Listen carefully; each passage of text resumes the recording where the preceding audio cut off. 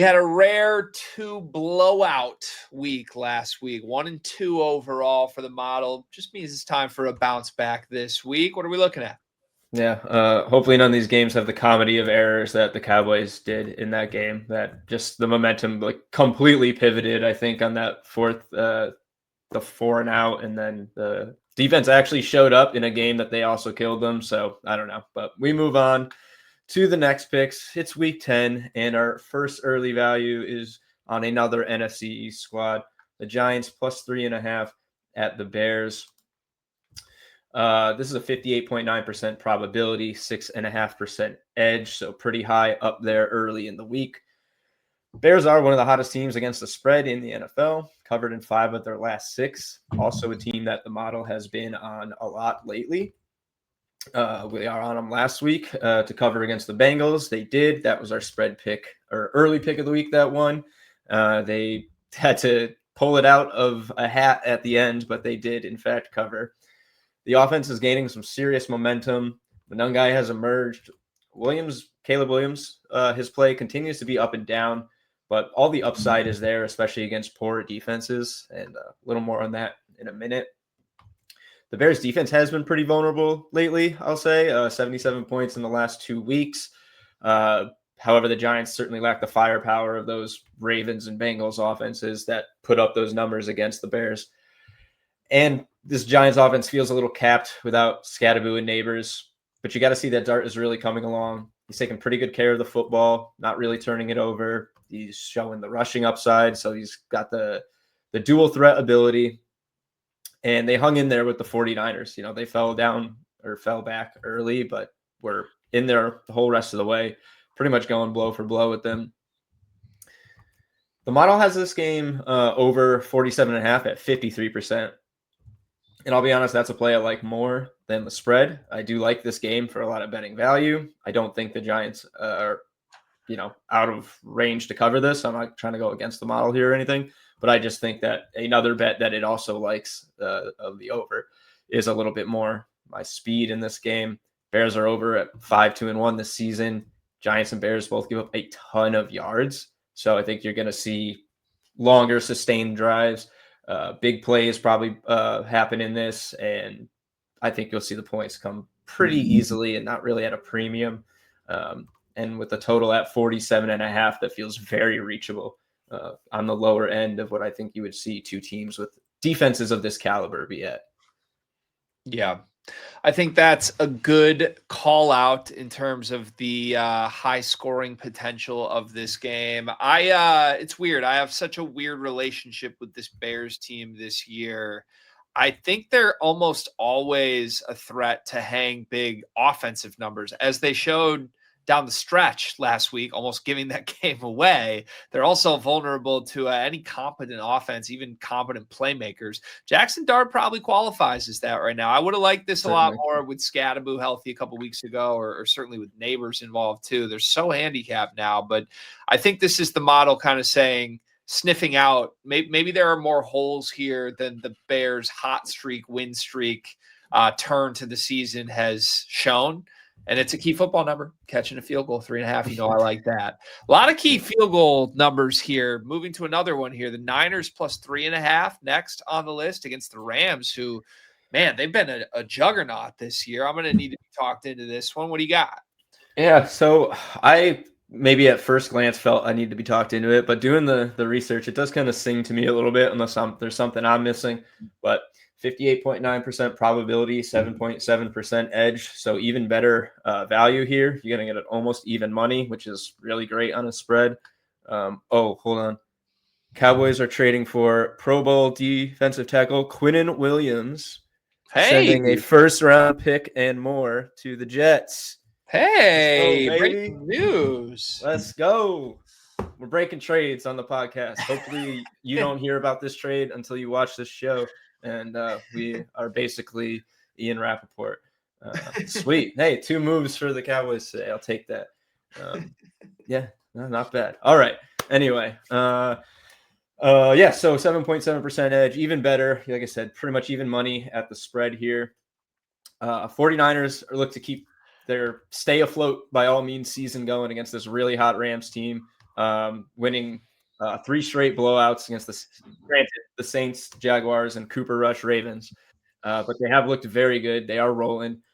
Puka Nacua came back, immediately did Puka Nacua things, and then got crunched in the ribs. So we'll see if he's playing this week. I think they might try to play it a little careful with him, as it's now his second, not significant injury, but it's not just getting dinged up or whatever.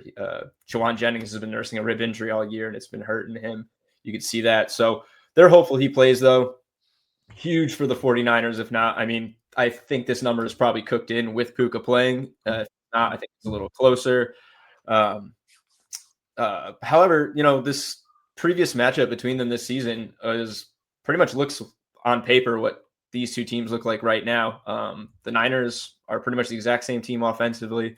They're going to have Kittle, though. They might have Pearsall back. Defensively, they'll be missing Fred Warner and rookie Michael Williams, but they won that game 26-23. They were not struggling in that one. So 49ers at home to cover here. Models 50-50 on the total, and 3 of the last 4 have gone under. So this just kind of feels like a very classic NFC West game to me. Tight, low scoring, probably not a lot of explosive plays. And if there's no Puka, I really don't see any reason why the Niners couldn't do this again this season. And, you don't need them to win here. Just keep it within a field goal. And in a very tight division, which every game matters, I see no reason why not. They're 3-0 in the division so far. So I'm pretty sure the last time these two teams played earlier this year, I pulled up like historical game logs of this series, and the Niners were always within a touchdown of the Rams. It's just one of those matchups you expect close games with. So yeah, at first glance, right now my gut is I don't want any part of fading the Rams. But you laid out a nice case for why the Niners always fare well in this series. So, and with the spread, you don't have to totally fade them. You can try and middle this even if you want. But the models got value on the Niners money line, and the underdogs are one of those spots that have been featured in the Dimers model reports for NFL. So something to consider if you like the upset. 100%, 7.7% edge, very high number there. All right, game 3 is one I don't need to be talked into at all. This is an absolute add to my card. Steelers plus a field goal against the LA Chargers, 57% probability here. Smaller edge, but high probability. Pittsburgh just is a tough out, man. This team, sometimes it doesn't even feel like it makes sense, but that defense is just feisty offensively with Rodgers under center. They have enough playmaking to just get 1 to 2 big plays and move the ball down the field when needed. And the Chargers are kind of the inverse of this to me. When I watch LA, I'm like, that team should be a lot better than they actually are. They're a crack the door open and leave it open type of team for well-coached football teams with smart players on both sides of the field. I think Pittsburgh qualifies. I like this number a lot, Dave. What do you have to add? Yeah, this is my favorite one of the week, so I'm glad to see you basically have the exact same sentiment. You see it and you're like, yeah, I need zero convincing. Look, last week I said I think the Steelers hit a wall. Well, they did, and then they broke through that wall against the Colts because they just showed up in every facet of the game. They made Daniel Jones look like his old self. Nightmares all game. 4 sacks and 6 QB pressures. And now the Chargers just lost Joe Alt for the year. Further depleted on the O-line, which has already been just a total roadblock for this offense. Justin Herbert's been sacked 28 times, thrown 8 picks under that pressure. The Chargers had to course correct versus the Titans this past week. Finding themselves in an early pick 6 hole. Couldn't get the run game going. Barely beat the Dolphins. Lost to the Giants. A really solid squad. Well coached, well quarterbacked, but just not a lot explosive players, but just not a lot of optimism in a spot like this. This is my favorite of these 3, like I said. 41% money line probability for the Steelers makes them a value play at about 145 or better. Personally, I'd probably play that to 125, 120. Wouldn't buy a money line any closer than that, but I certainly think they're in line. They're live for an upset in this game. Should be a low total. The model's 50-50. Total's 45.5. The Chargers defense is is good. They have not given up a lot of big plays.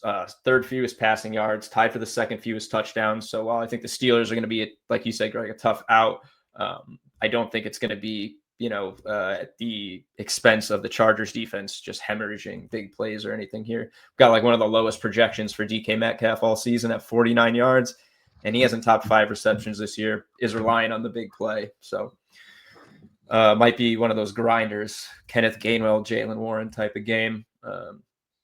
And from just a personal prop angle, I'll be looking at some early Gadsden yards as the Steelers remain one of the poor defenses against tight ends, which continues to be an angle you need to attack week to week. Colson Loveland shredded the Bengals this past week. Just, those tight end defenses, they just can't defend the position. So that's what I'll be looking at in this game on top of the Steelers to keep this one close. I like the Gadsden shout. I was going to compare it to the Loveland performance that you just nailed as well, which made a lot of people a lot of money if you were banking on him just devastating that defense. So yeah, that was one of my ladder targets. I did say it would be playable with Kmet out. He did play and then promptly got ruled out, and Loveland did his thing. So yeah. Breakaway touchdowns help you get there, but he had a big day before that big play. So, yeah, all right, there you have it. Giants, Niners, Steelers this week 10 against the spread plays. We will lock in our card on the Thursday episode of this show, but there is your early look at it. Let's plug it again. Promo code podcast. Get yourself 50% off of Dimers Pro. See all of these insights for yourself whenever you would like.